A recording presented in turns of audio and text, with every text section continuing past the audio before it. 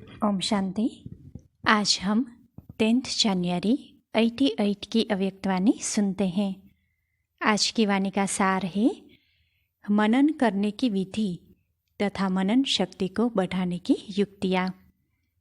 हर एक बच्चे की बुद्धि रूपी झोली को ज्ञान रत्नों से भरने वाले रत्नागर बाप दादा अपने ज्ञानी तो आत्मा बच्चों प्रति बोले। आज रत्नाकर बाप अपने अमूल्य रत्नों से मिलने आए हैं कि हर एक श्रेष्ठ आत्मा ने कितने ज्ञान रत्न जमा किए अर्थात जीवन में धारण किए हैं। एक एक ज्ञान रत्न पद्मों से भी ज़्यादा मूल्यवान है। तो सोचो आदि से अब तक कितने ज्ञान रत्न मिले हैं। रत्नाकर बाप ने हर एक बच्चे की बुद्धि रूपी झोली में अनेकानेक रत्न भर दिए हैं। सभी बच्चों को एक साथ एक जितने ही ज्ञान रत्न दिए हैं, लेकिन यह ज्ञान रत्न जितना स्वप्रति व अन्य आत्माओं के प्रति कार्य में लगाते हैं उतना यह रत्न बढ़ते जाते हैं। बाप दादा देख रहे हैं, बाप ने तो सबको समान दिए, लेकिन कोई बच्चों ने रत्नों को बढ़ाया है और कोई ने रत्नों को बढ़ाया नहीं। कोई भरपूर है, कोई अखूट माला माल है, कोई समय प्रमाण कार्य में लगा रहे हैं, कोई सदा कार्य में लगाकर एक का पदम गुणा बढ़ा रहे हैं। कोई जितना कार्य में लगाना चाहिए उतना लगा नहीं सकते, इसीलिए रत्नों की वैल्यू को जितना समझना चाहिए उतना समझ नहीं रहे हैं। जितना मिला है वह बुद्धि में धारण तो किया, लेकिन कार्य में लाने से जो सुख शांति शक्ति और निर्विघ्न स्थिति की प्राप्ति अनुभव होनी चाहिए वह नहीं कर पाते। इसका कारण मनन शक्ति की कमी है, क्योंकि मनन करना अर्थात जीवन में समाना धारण करना, मनन न करना अर्थात सिर्फ बुद्धि तक धारण करना। वह जीवन के हर कार्य में हर कर्म में लगाते हैं, चाहे अपने प्रति चाहे अन्य आत्माओं के प्रति, और दूसरे सिर्फ बुद्धि में रखते अर्थात बुद्धि से धारण करते हैं। जैसे कोई भी स्थूल खजाने को सिर्फ तिजोरी में व लॉकर में रख लो और समय प्रमाण व सदा काम में नहीं लगाओ तो वह खुशी की प्राप्ति नहीं होती है। सिर्फ दिल का दिलासा रहता है कि हमारे पास है, न बढ़ेगा न अनुभूति होगी। ऐसे ज्ञान रत्न अगर सिर्फ बुद्धि में धारण किया, याद रखा, मुख से वर्णन किया, पॉइंट बहुत अच्छी है, तो थोड़े समय के लिए अच्छी पॉइंट का अच्छा नशा रहता है, लेकिन जीवन में हर कर्म में उन ज्ञान रत्नों को लाना है, क्योंकि ज्ञान रत्न भी है, ज्ञान रोशनी भी है, ज्ञान शक्ति भी है। इसीलिए अगर इसी विधि से कर्म में नहीं लाया तो बढ़ता नहीं है व अनुभूति नहीं होती है। ज्ञान पढ़ाई भी है, ज्ञान लड़ाई के श्रेष्ठ शस्त्र भी है। यह है ज्ञान का मूल्य। मूल्य को जानना अर्थात कार्य में लगाना, और जितना कार्य में लगाते हैं उतना शक्ति का अनुभव करते जाते हैं। जैसे शस्त्र को समय प्रमाण यूज नहीं करो तो वह शस्त्र बेकार हो जाते हैं, अर्थात उसकी जो वैल्यू है वह उतनी नहीं रहती है। ज्ञान भी शस्त्र है। अगर मायाजीत बनने के समय शस्त्र को कार्य में नहीं लगाया तो वैल्यू है उसको कम कर दिया, क्योंकि लाभ नहीं लिया। लाभ लेना अर्थात वैल्यू रखना। ज्ञान रत्न सबके पास है क्योंकि अधिकारी हो, लेकिन भरपूर रहने में नंबरवार हो। मूल कारण सुनाया, मनन शक्ति की कमी। मनन शक्ति बाप के खजाने को अपना खजाना अनुभव कराने का आधार है। जैसे स्थूल भोजन हजम होने से खून बन जाता है, क्योंकि भोजन अलग है उसको जब हजम कर लेते हो तो वह खून के रूप में अपना बन जाता है। ऐसे मनन शक्ति से बाप का खजाना सो मेरा खजाना, यह अपना अधिकार, अपना खजाना अनुभव होता है। बाप दादा पहले भी सुनाते रहे हैं, अपनी घोट तो नशा चढ़े, अर्थात बाप के खजाने को मनन शक्ति से कार्य में लगाकर प्राप्तियों की अनुभूति करो तो नशा चढ़े। सुनने के समय नशा रहता है, लेकिन सदा क्यों नहीं रहता? इसका कारण है कि सदा मनन शक्ति से अपना नहीं बनाया है। मनन शक्ति अर्थात सागर के तले में जाकर अंतर्मुखी बन हर ज्ञान रत्न की गुह्यता में जाना। सिर्फ रिपीट नहीं करना है, लेकिन हर एक पॉइंट का राज क्या है और हर पॉइंट को किस समय किस विधि से कार्य में लगाना है और हर पॉइंट को अन्य आत्माओं के प्रति सेवा में किस विधि से कार्य में लगाना है, यह चारों ही बातें हर एक पॉइंट को सुनकर मनन करो। साथ साथ मनन करते प्रैक्टिकल में उस रास के रास में चले जाओ, नशे की अनुभूति में आओ। माया के भिन्न भिन्न विघ्नों के समय व प्रकृति के भिन्न भिन्न परिस्थितियों के समय काम में लगाकर देखो कि जो मैंने मनन किया कि इस परिस्थिति के प्रमाण व विघ्न के प्रमाण यह ज्ञान रत्न मायाजीत बना सकते व बनाने वाला है, वह प्रैक्टिकल हुआ, अर्थात मायाजीत बने। वह सोचा था मायाजीत बनेंगे, लेकिन मेहनत करनी पड़ी, वह समय व्यर्थ गया। इससे सिद्ध है कि विधि यथार्थ नहीं, तब सिद्धि नहीं मिली। यूज़ करने का तरीका भी चाहिए, अभ्यास चाहिए। जैसे साइंस वाले भी बहुत पावरफुल बॉम्ब्स ले जाते हैं, समझते हैं बस इससे अब तो जीत लेंगे, लेकिन यूज़ करने वालों को यूज़ करने का ढंग नहीं आता तो पावरफुल बॉम्ब होते भी यहाँ वहाँ ऐसे स्थान पर जाकर गिरता जो व्यर्थ चला जाता। कारण क्या हुआ? यूज़ करने की विधि ठीक नहीं। ऐसे एक एक ज्ञान रत्न अति अमूल्य है। ज्ञान रत्न व ज्ञान की शक्ति के आगे परिस्थिति व विघ्न ठहर नहीं सकते, लेकिन अगर विजय नहीं होती तो समझो यूज़ करने की विधि नहीं आती है।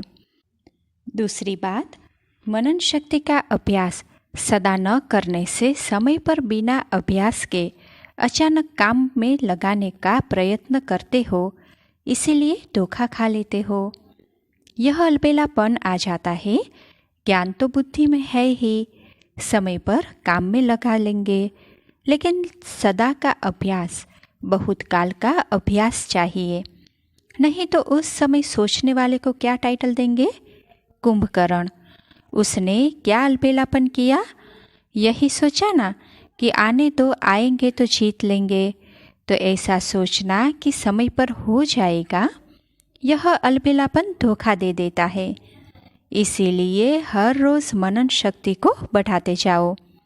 रिवाइज कोर्स में व अव्यक्त जो रोज़ सुनते हो, तो मनन शक्ति को बढ़ाने के लिए रोज़ कोई न कोई एक विशेष पॉइंट बुद्धि में धारण करो और जो 4 बातें सुनाई उस विधि से अभ्यास करो।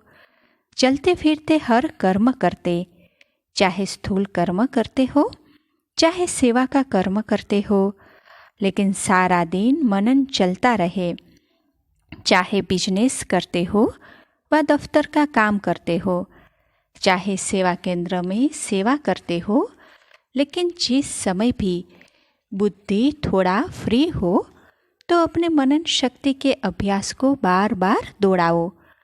कई काम ऐसे होते हैं जो कर्म कर रहे हैं उसके साथ साथ और भी सोच सकते हैं। बहुत थोड़ा समय होता है जो ऐसा कार्य होता है जिसमें बुद्धि का फुल अटेंशन देना होता है, नहीं तो डबल तरफ बुद्धि चलती रहती है।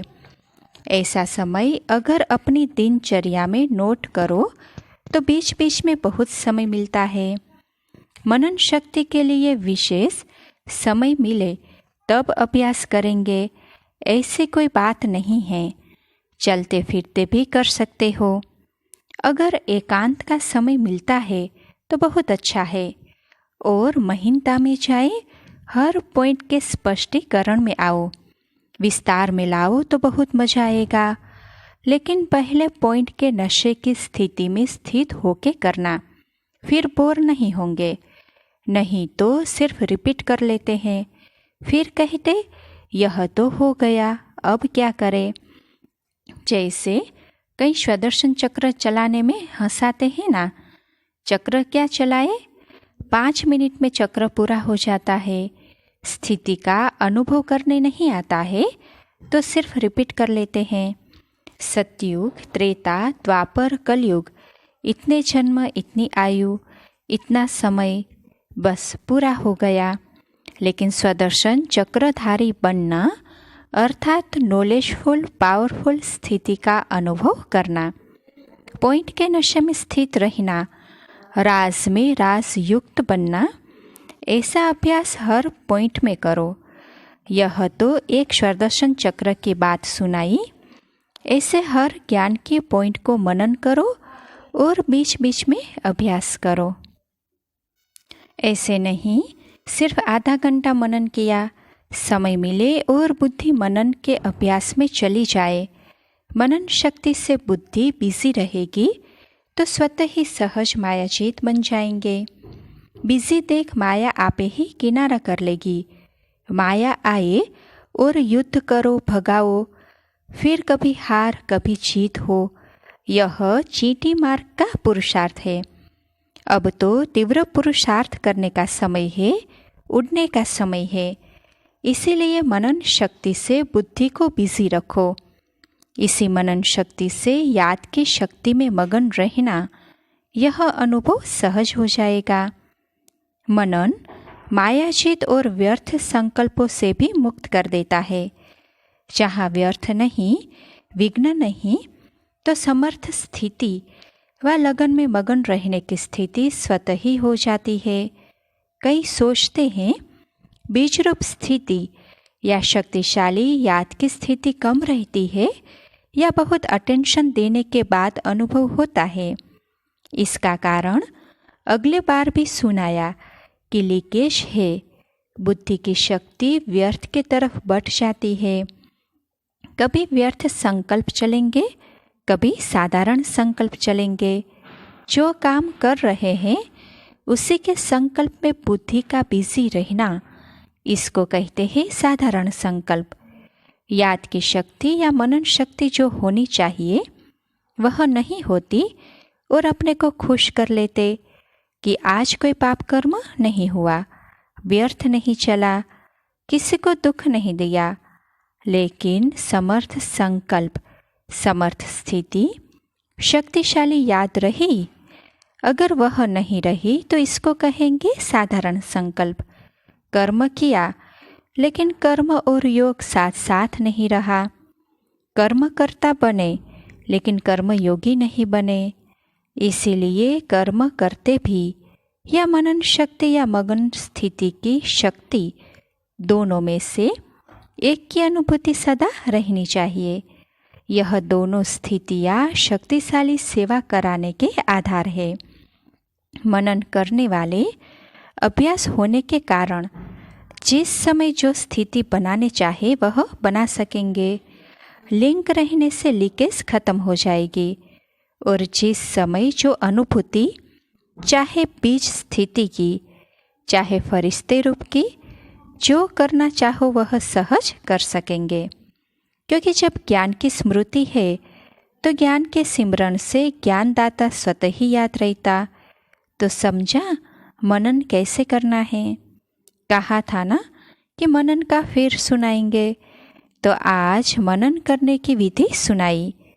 माया के विघ्नों से सदा विजयी बनना व सदा सेवा में सफलता का अनुभव करना, इसका आधार मनन शक्ति है। समझा? अच्छा, सर्व ज्ञान सागर के ज्ञानी तो आत्मा बच्चों को सदा मनन शक्ति द्वारा सहज मायाजीत बनने वाली श्रेष्ठ आत्माओं को, सदा मनन शक्ति के अभ्यास को आगे बढ़ाने वाले, मनन से मग्न स्थिति का अनुभव करने वाले, सदा ज्ञान के रत्नों का मूल्य जानने वाले, सदा हर कर्म में ज्ञान की शक्ति को कार्य में लाने वाले, ऐसे सदा श्रेष्ठ स्थिति में रहने वाले विशेष व अमूल्य रत्नों को बाप दादा का याद, प्यार और नमस्ते। अच्छा, पार्टियों से अव्यक्त बाप दादा की मुलाकात। स्वयं को तीव्र पुरुषार्थी आत्माएं अनुभव करते हो, क्योंकि समय बहुत तीव्र गति से आगे बढ़ रहा है। जैसे समय आगे बढ़ रहा है तो समय पर मंजिल पर पहुंचने वाले को किस गति से चलना पड़े? समय कम है और प्राप्ति ज़्यादा करनी है, तो थोड़े समय में अगर ज़्यादा प्राप्ति करनी हो तो तीव्र करना पड़ेगा ना। समय को देख रहे हो और अपने पुरुषार्थ की गति को भी जानते हो, तो समय अगर तेज है और अपनी गति तेज नहीं है तो समय अर्थात रचना आप रचता से भी तेज हुई। रचता से रचना तेज चली जाए तो उसे अच्छी बात कहेंगे। रचना से रचता आगे होना चाहिए। सदा तीव्र पुरुषार्थी आत्माएं बन आगे बढ़ने का समय है। अगर आगे बढ़ते कोई साइड सीन को भी देख रुकते हो तो रुकने वाले ठीक समय पर पहुंच नहीं सकेंगे। कोई भी माया की आकर्षण साइड सीन है। साइड सीन पर रुकने वाला मंजिल पर कैसे पहुंचेगा? इसीलिए सदैव तीव्र पुरुषार्थी बन आगे बढ़ते चलो। ऐसे नहीं समय पर पहुंच ही जाएंगे, अभी तो थोड़ा समय पड़ा है। ऐसे सोचकर अगर धीमी गति से चलेंगे तो समय पर धोखा मिल जाएगा। बहुत काल का तीव्र पुरुषार्थ का संस्कार अंत में भी तीव्र पुरुषार्थ का अनुभव कराएगा। तो सदा तीव्र पुरुषार्थी, कभी तीव्र कभी कमज़ोर नहीं। ऐसे नहीं थोड़ी सी बात हुई कमज़ोर बन जाओ, इसको तीव्र पुरुषार्थी नहीं कहेंगे। तीव्र पुरुषार्थी कभी रुकते नहीं, उड़ते हैं। तो उड़ते पंछी बन उड़ती कला का अनुभव करते चलो। एक दो को भी सहयोग दे तीव्र पुरुषार्थी बनाते चलो। जितनी औरों की सेवा करेंगे उतना स्वयं का उमंग उत्साह बढ़ता रहेगा। अच्छा, विदाई के समय दादी जानकी जी विदेश में जाने की छुट्टी बाप दादा से ले रही है। देश विदेश में सेवा का उमंग उत्साह अच्छा है। जहाँ उमंग उत्साह है वहाँ सफलता भी होती है। सदा यह अटेंशन रखना है कि पहले अपना उमंग उत्साह हो, संगठन की शक्ति हो, स्नेह की शक्ति, सहयोग की शक्ति हो, तो सफलता उसी अनुसार होती है। यह है धरनी। जैसे धरनी ठीक होती है तो फल भी ऐसा ही निकलता है। और अगर टेम्पररी धरनी को ठीक करके बीज डाल दो तो फल भी थोड़े समय के लिए मिलेगा, सदा काल के लिए फल नहीं मिलेगा। तो सफलता के फल के पहले सदा धरनी को चेक करो। बाकी जो करते हैं उसका जमा तो हो ही जाता है। अभी भी खुशी मिलती है और भविष्य तो है ही। अच्छा, ओम शांति।